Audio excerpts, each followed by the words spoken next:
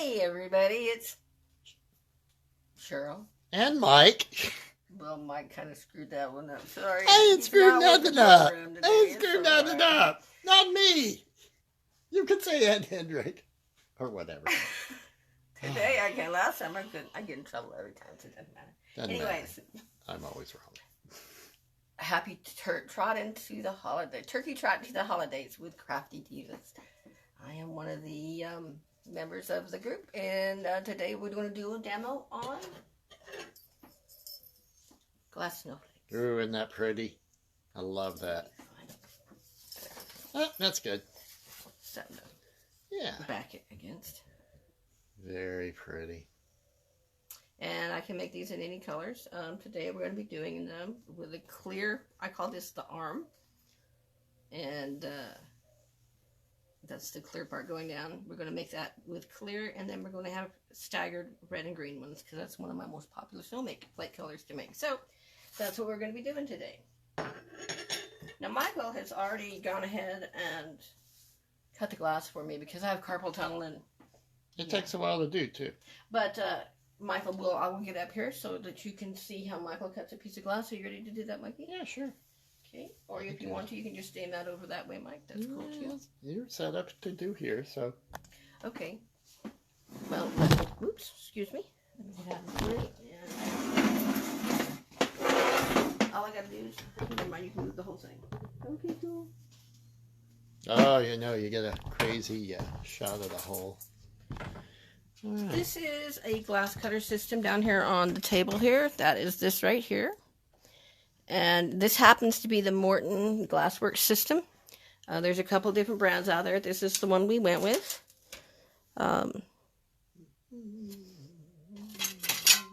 They're all about the same, though. They all do the same thing. They're different brands that just do different things. Yep.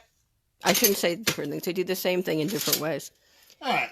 But the glass we use for the kiln comes in sheets of glass. And they're about... Square. Those are 10-inch squares. Are they? Okay. Hang on. Can you see it? It depends on the manufacturer. Can you see it? Yep. And it's about 1/8 of an inch thick. Yeah, a little more than that. Not that. It's a good 8. It's good, yeah. It's at least 3 mils. And whenever you put glass in the kiln, if it's left to its own devices, it will gather up and form a kind of a dome, a little rounded dome. Glass wants to naturally be 6 millimeters thick when it heats up. And on, like this little example here that doesn't have a jingle bell on it, you can see it stays that way, but you can see how it rounds out. Now, this is actually a transparent blue. It's not coming across very well in the lighting that way. It's not, you're out of screen. You're out of screen. Thank you. It'll round out to that temperature at full anneal temperatures, which is around 1480 degrees, depending on your kiln. Every kiln's a little different.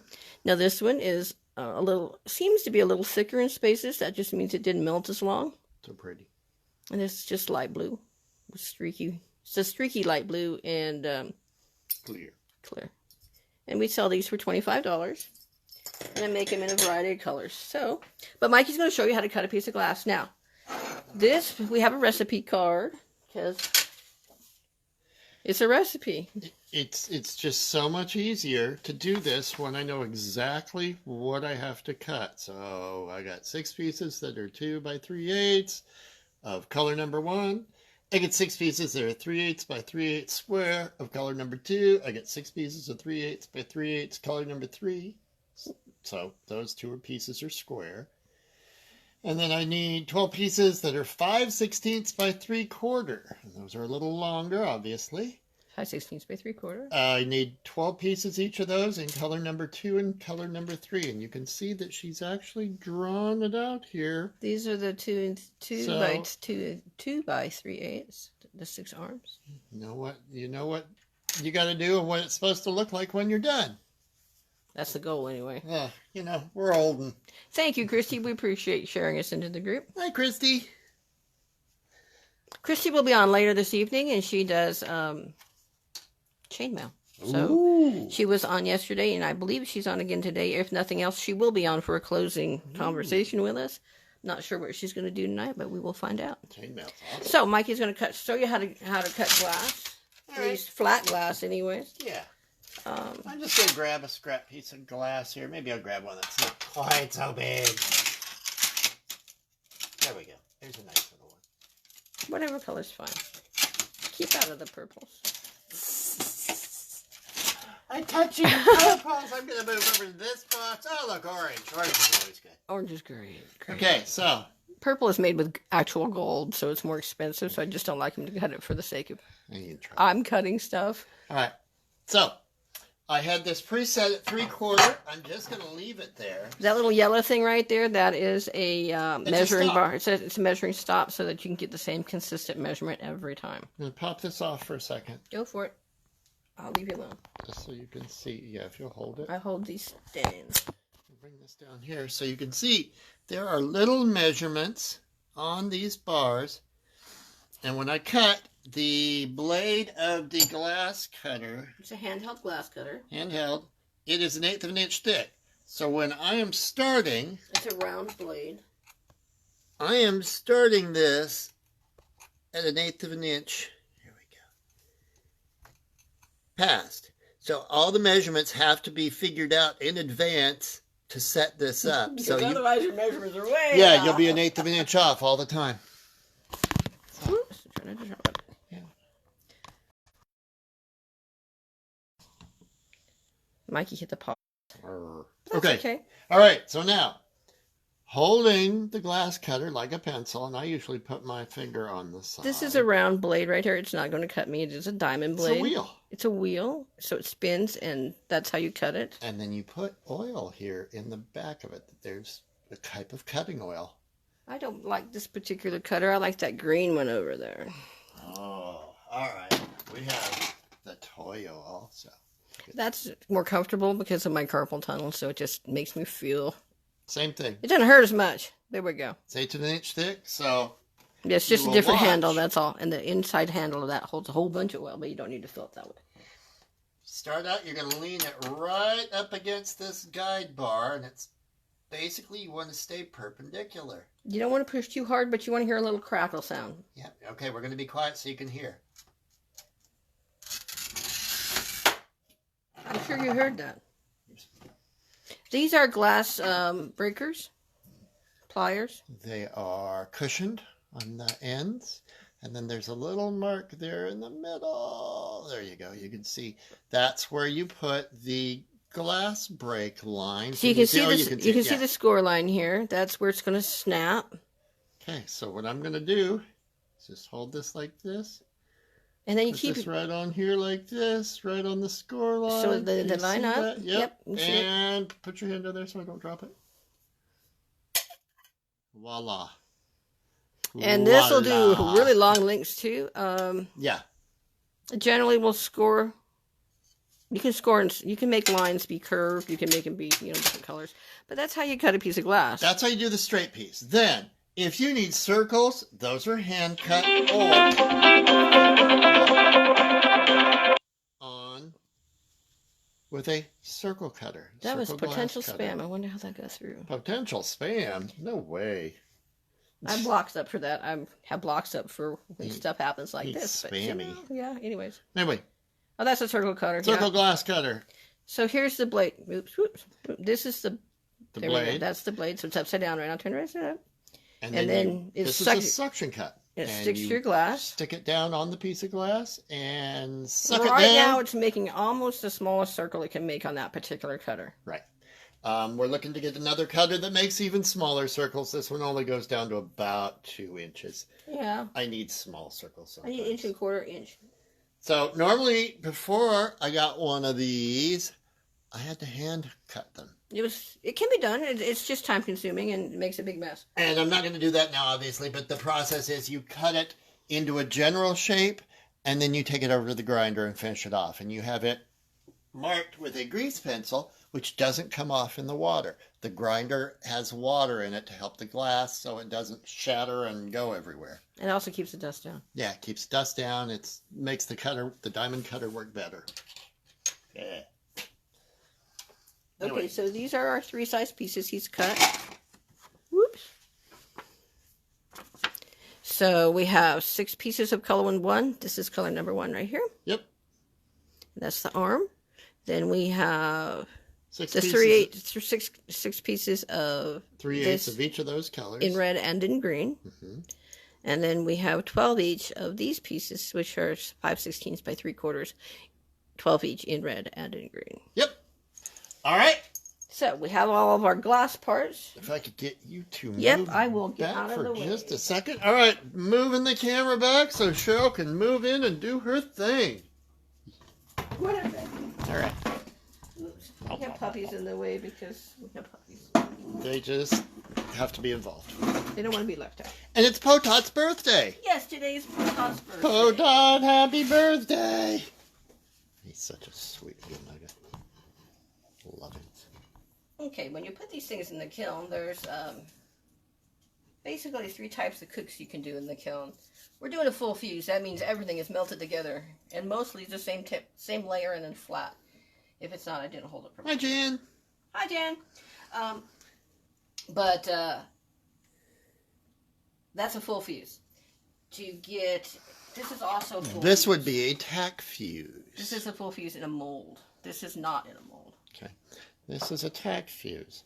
It looks full, but if you look on the side, all I've done is just stuck the pieces together. They're just literally That one is still in process. It needs another tack just fuse. stuck together. And it will have another fuse on, and it will be melted onto a bigger piece. But finished ornament-wise, this is what a tack fuse will look like. It has texture. Am I on screen? A little bit, yeah. Oh, I'm sorry. Okay. It Yeah. has texture. It has definition. It's not all the same layer. It's not all flat.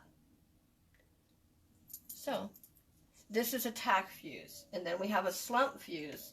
A slump fuse is when you take... Sorry, it's dusty. I can show you a slump fuse. It's a failure, but I can show you a slump. It's also dirty. This is a piece of glass I've made into the shape of a heart. It's been to full... This is 2 pieces of glass put together in a full fuse shape, or a full fuse run. And it's going to be draped over, or slumped over a mold, which is in the shape of a heart bowl. But I haven't decorated the glass the way I wanted to yet, so it hasn't happened. This is a piece that has been put on a mold, but it failed because it's got too many breaks. So you can see it started out flat, and then it went. We went and we put it on really a half cool circle mold, Yep, it's half circle. or a cylinder. excuse me. But because there are so many weak spots in this process, which we have to do again because we're never happy if it fails, we want to not do this, obviously. We'll cut this apart. This still is not. It's still usable. I'm not going to throw it away. It's not garbage. Yeah, I'll be able to cut I can this out. reuse the glass again in different And ways. I'll be able to cut that part out. We'll be able to use those I could for put it on something. my tile saw and cut that cracked part off right now, and it would be fine. But Yep. I don't No want problem. to. Okay. I believe I you're just don't on. want to, so I'm still on. Okay, so the first thing I need to tell you about is when you put some in the kiln, you have to have a glass sticks to everything. Everything. Doesn't let go. Stays there forever. So you have to have things that it doesn't stick to. And this is one of those products. This is fiber paper. It burns away in the kiln. It'll still be there when at the end of the kiln, as long as I don't overcook it. But it'll turn into, instead of being a paper like it is right now, because it comes on this particular one came, it's dirty on the back side, came on a roll of paper, a really large roll, and I just cut it to size. This is drawn with magic marker. Magic marker. It is magic marker. It is a Sharpie marker. Because Sharpie burns away cleanly in the kiln. Some pens don't burn away cleanly in the kiln, and some will. So I have a diagrams, because otherwise my snowflakes end up with arms going all directions, and they don't look very uniform. Snowflakes need to look generally balanced in my world, so there we go. I have gone ahead and done one of the phases, or one of the sections ahead of time, because these take a long time to dry.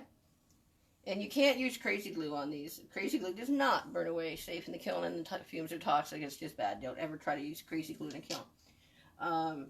So they're done with glass tack gel. This is by Bullseye Glass Company, and it's the company that manufactures most of the glass that I use, which is 90 COE.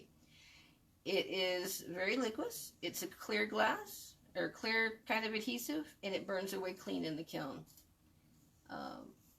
So that's what I use, but it takes a really long time to dry, and it's a little cool here today. So I did those ahead of schedule because that's the biggest problem I have with this particular thing. So the first thing I'm going to do is put my arms on. My arms are going to go. Where'd my other arm go? Oh, we lost one. Well, it's here somewhere. Maybe it's another pile. So I'm just putting them on the outside of the hexagon that's drawn. Now this is a cross in the center, so I can get my center point. And then I took my circle template and drew the circle around this circle here. And then I drew another circle here. And then I was able to take my hexagon template, put it in the center. That's the biggest hexagon shape I have. And, well, you know, that's where I put my lines on for the snowflakes, is on the points of the hexagon. So then I drew the green lines, and the green over the red makes that ugly kind of black, kind of brown line. And those are the lines that I'm going to put my arms on. Again, oops, I would like, I usually work with a paper plate. Can't tell it because of my table, but I really do try to work clean. Oh, okay. It has this glue has a tendency to be the consistency of Elmer's glue. You can use Elmer's glue. It doesn't always come off or burn off. Sometimes it leaves a white residue, and it's very annoying. And I don't care if the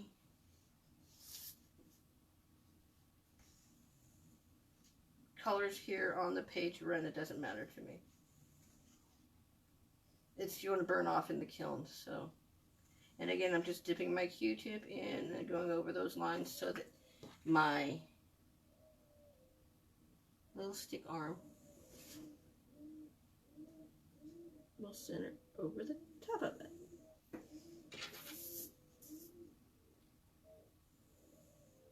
And this is a fiber paper, so it is absorbing the, oops, it absorbed that one faster than I wanted it to. Okay.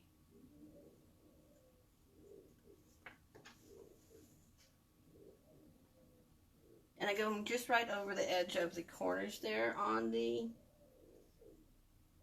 hexagon. Mikey, can you come in for a close-up, please? I wonder where Mikey went.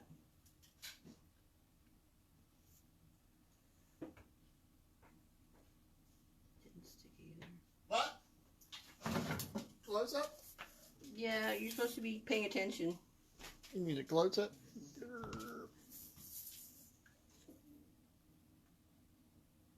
Okay.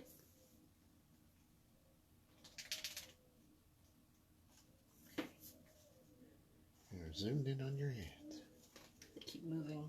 Should have put these pieces down first too, but I didn't. We're using more glue this time because it absorbed too much last time, and I don't want them budging. This is the base of my setup, so it has to be solid. Everything builds on that if it's not good. If one of those pieces move, it's just a mess. The arm, your snowflake is no longer uniform, which is fine, as long as you intended it to be that way. But if that was not your intention, Wonky. and the kiln is a little bit forgiving, it'll give like this one. These two pieces here moved in the kiln. They separated off. Oh, I'm sorry. I thought we were in the same view. Okay. These two pieces here are off a little bit, and I need to trim those down with a glass wheel so that they look a little bit more uniform. But I haven't done that yet. Means I have and then I have to recook this, and then it'll go in at not a full anneal, because I want, or a full, it will anneal fully. It will not go in at a full fuse. It'll go in at what we call a fire polish, which is a little bit lower than a full fuse. And what that does is that makes the edges of the glass shiny again. Okay, you're back on. Thank you. Your hands. Okay. Put your hands up. Been listening to some K-pop because that's the music that I prefer to listen to. Had to pop that bubble. Sorry, it was in my way. That's her music of choice. Yeah, my music of choice is K-pop. Ooh, too much. Okay, that was going to sit for a second. Now, I'm always trying to make sure that I haven't got one of these pieces in way further than the other pieces. So I'm going to set that one over there to dry for a minute. Because it needs to dry for a minute. And so these will go in the kiln for... It have to get up to 1460 degrees, but you have to get it up to that temperature slowly, or it doesn't go well. Well, the parts will move because they're just glued together. So it's got to be a slow build. Just like, you know, wood moves in a fireplace, glass moves in a kiln. Yeah, that's exactly right. I have enough to do here today, and since it was drying time and I have a whole hour, I think it'd be okay if I did two. You want to go faster than that? Huh? What time is it now? It's like 1:20 something. I'm doing good. Other than my No, you computer got lots fall of off. little parts to do. You're just on the main stand. You got Oh, the rest of it goes easy. You got to go faster. And somehow I fell off my page. Oh, there I am. Okay. Oops, volume. Sorry, guys. I didn't realize there was volume on this one. Go There we faster, go. faster, Done. faster. Oops. Ah, see, these are sticking to the paper like they're supposed to. Good. Just need more glue. No, tack surface. I do have a lazy Susan I could use, but it's round, which is fine, but my paper is not round, and there's a cutout in it right at about 6 inches, and this paper is 6 inches, 6.5 inches square, because it was originally 13. She's also got a lazy Michael. And I have a lazy Michael, so, you know, Yeah. deal with what you got. Bring with what you got. It's all right. Yeah, all right. yeah. Yuck. Okay. So I'm going to ignore the other ones I have made. My kiln will hold 4 of these at a time. I have this little scut kiln behind me. That's actually behind me. I don't know if Michael will. Let me see what I can do. Okay, I can spin it around. Whoops, not that one. This one. There's the scut kiln. It is 14 Firebox 14. by 14 by 6 inches, 8 inches deep. 1 or 2, 6 inches. Yep. I don't know what it is, but it holds, so it's all right.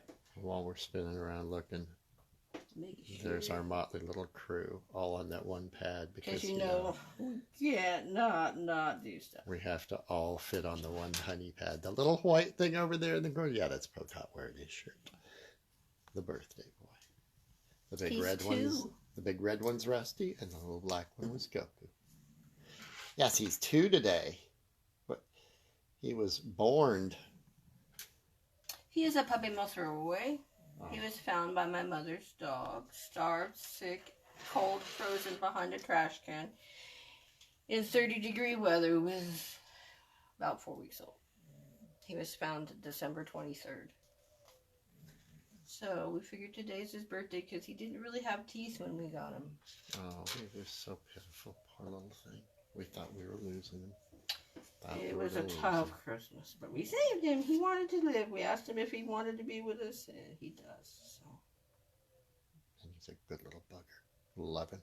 He does suffer some puppy mill issues, but can't be helped. Don't matter. I'll carry the little bug if I got to. Okay, the next thing we're going to do is we've got the little arms on, so now we're going to do. Whoops, sorry. We're going to start from the center. We're going to work out. So I'm going to put these in here first. These are my handy tweezers with a scoop on the end of them. They're fairly big. I can spread them wider if I need to get them so I can pick up something. And with a carpal tunnel, everything helps. So, back to my glue. It's easier to pick them up with tweezers no matter what because the glass god demanded a sacrifice today from me. The glass god demands a sacrifice almost all the time. Yeah. That's just the rules. Okay, what I'm doing is I'm putting these kind of like point to point across each arm. And I will, oops. Yeah, you'll have to move your hand on. Yeah, I'll show you here in just a sec. You're going to have to take the USB cam and set it up over you. Yeah, we haven't done that yet. No, I think that's next. Yeah, if we have one directly over top, it'd be easier. Mm-hmm.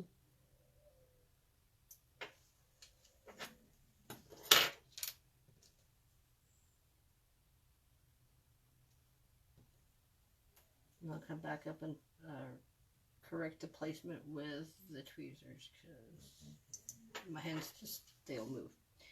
They'll move all directions. I give the hands the command. They don't necessarily follow what I want them to do, but that's all right. For now. Are you able to do that with the other hand? I'm going to move my bars in just a little bit. They're not further than I'd like them to be, and since they're still wet, I can do There you that. go. That looks better already from my end. That looks more normal, yeah. The pieces are supposed to touch, not overlap. Just the touch. Pieces should not overlap. But you do want them to have that finished star look shape going in the center, which right now I'm still working on getting. Your hand is in the way. So. I'm sorry, let me scooch over here. Is that better? No. No? Yeah, sure. Sure? Yeah. No. Yes. Yes. It's good. Okay. It's nice. Mm-hmm. Very nice. Just have to make sure my arms are where they're supposed to be. That's kind of the big trick. Those arms got to be straight, and they've got to be exactly parallel or perpendicular, equal. Sorry, whatever the term I'm looking for. Equal all the way across. Yeah, they got to be the same. You can't have one tilted a little bit and one well, you straight. can. It's fine. You know, if you have kids doing this or something, that's perfectly No, fine. it will be wonk. If you're doing it for retail sale, that's not going to go over so well. So, Wonk. anyways, okay. So there's my star in the center. Initial. So I've got this part right here. Down a little bit. There we go. This part right here has been done. Yay. And of course, the arms. Next, we're going to do this part. This is the part I did pre-do ahead of time. So hopefully they don't fall apart. Because, you know, they're two pieces, so they're set up like that. So they're not going to lay perfectly flat. And those are going to go right here. So you can see they're going to lay at an angle no matter what I do. So this is why it has to sit when it's done being assembled, because the glue has to dry. This is not fast drying glue. But it's made. It's made for the kiln. And that's fine. So if you use super glue, you would expose yourself to toxic fumes. So you don't want to use super glue in the kiln. Trying to pop that bubble right there, it bugs me. It can kill you. Nobody wants that.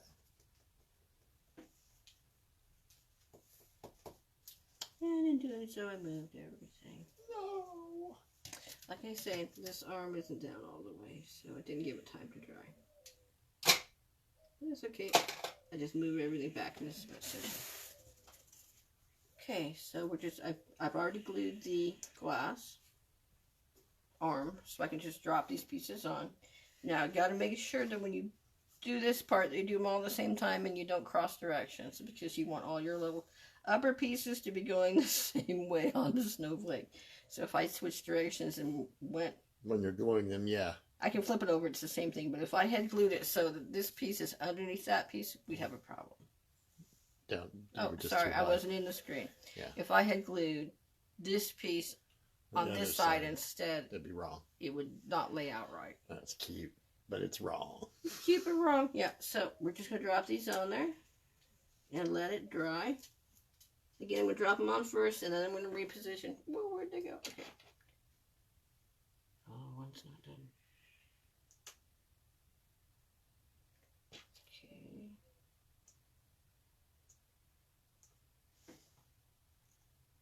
Oh. Move my arm that time. When you move the arm, everything moves with it, so. It is a game of patience. No question about that one. It's a serious game of patience.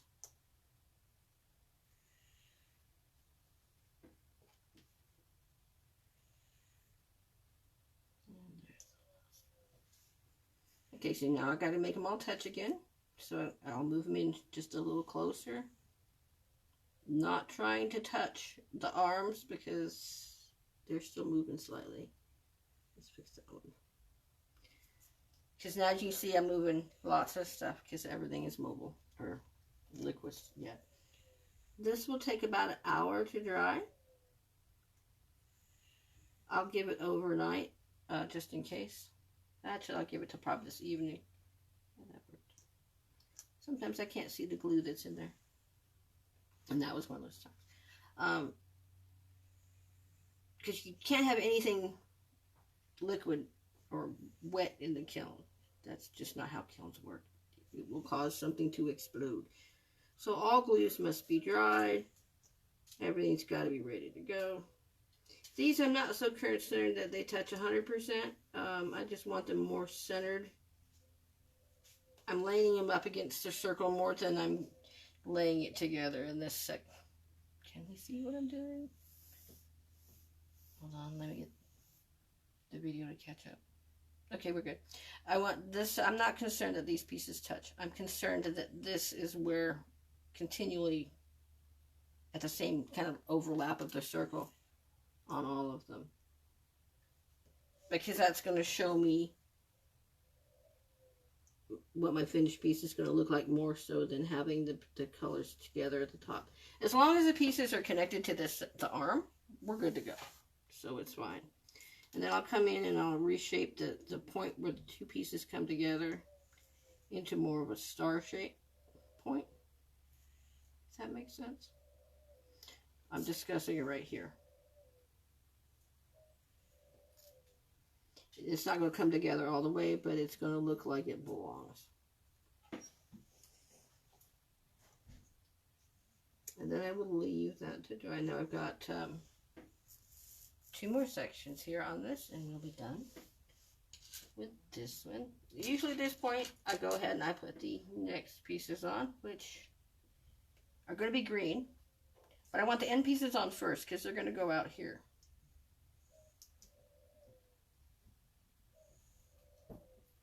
And then the green pieces are going to separately go here.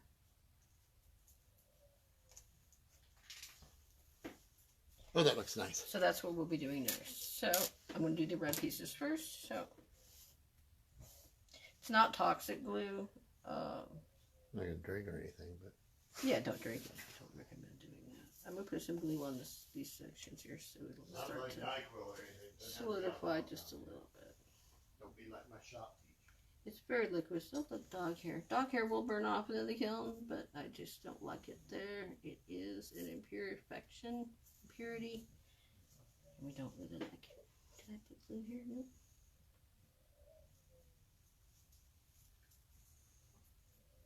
Okay. Okay, so next piece would be green, so the end piece is going to be red, and I usually put that on in a diamond kind of a shape. And you have it overlap just a little bit. I usually used to have it overlap halfway, but then they started falling off wrong. So end pieces tend to move more than anything else. Now I'm taking this piece and I'm lining it up on the diagonal points on this green line right here. So these 2 points here are lined up. This point and this point are lined up on this line, which is lined up on the arm. Yeah. And then where does this final point go? Does it overhang or is it right to the edge too? What? That little one on the top? Yeah, does it come? It'll suck us up by the... Oh, okay, you're right. It's not going to fall off the edge in the kiln. It's going to bead up and it's going to ball up. So It will suck it up. Essentially, it will suck it up. It's exactly true. You are correct. So all I'm doing now is that same thing to the other 4 pieces, other 5 pieces. Again, making sure that the points are on the diagonal.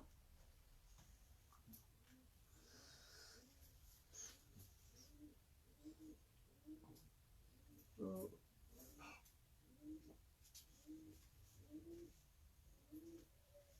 That's so much glue, it's moving. Mike, can you give me a paper towel, please? Yes. Too much glue on this one. if it won't hold in position when I put it there, it's not going to stay in position because it's just rolling down the thing. We'll just wipe this one totally off and use the remaining glue that's on there because there's a lot. Okay, that's better. Much better. It's not traveling down the arm anymore. It's up a little high. There we go. Do, do, do, do. But the iridescent white ones, the streaky white ones, snowflakes, and the green and red mixed snowflakes are my best selling snowflakes. Now, in the summertime, this changes to sun catchers, even though it's really a snowflake. And then colors are more spring colors, the greens, the blues, and so forth. I do sell a lot of these blue ones, just like a dark blue for the sake of being blue. Purple ones sell really well, amazingly. But actually, I think that's just a purple thing. I don't think people need purple snowflakes as much as they need purple.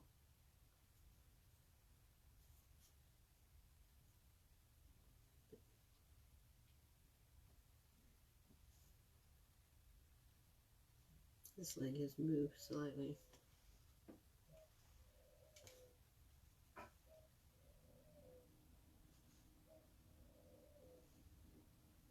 But the weather's been really good here today. What is the temperature today out there around, hon? The temperature today is a balmy 66.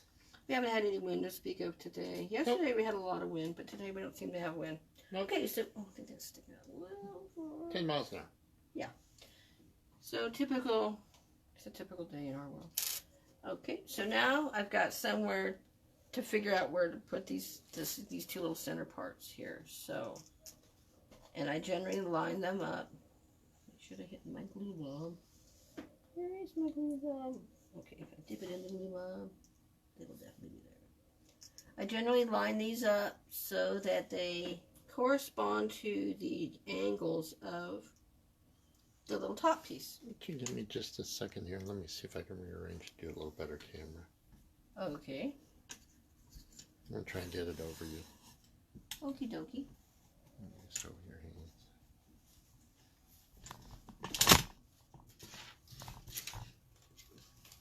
But I'll be doing a total of 4 of these today and tomorrow, if I don't finish these today. So I have a full run in the kiln, a full run in this particular size kiln is 4. It holds 4 really good. Now these ones I kind of like the pieces. Oh, sorry. You're right over now. You're right over. All right, now we can see much better what you're doing. That's much better. Okie dokie. Is that better? See? I guess so. Well, now I can see. You're right above. And I can see what you are doing. That's much better, yes.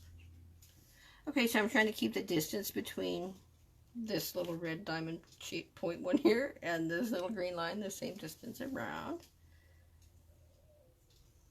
These will be in the kiln for about 18 hours altogether between heat time and cool down time.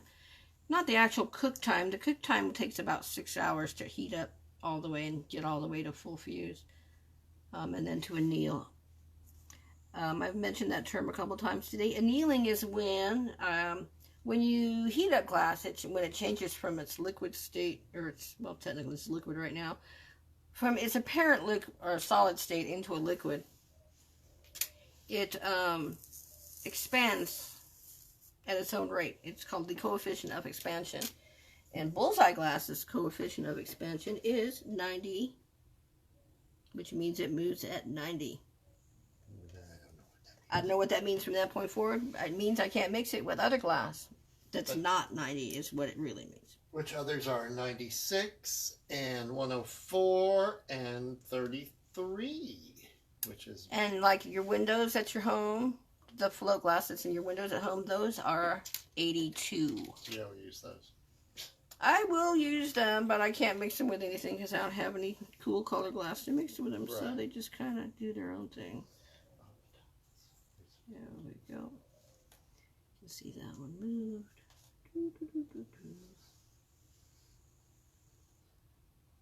Okay, so now I am technically finished with the assembly of this snowflake. Ta-da! Ta-da! Now looks good. it needs to dry, so it needs to get an hour or so to dry. I will look at it from above and make sure everything's lining up the way it's supposed to. Now, when I put it in the kiln, it'll still move. These pieces will technically, even though they're glued, they will separate from the glass and they may fall off. That is exactly how... Where'd that other piece go?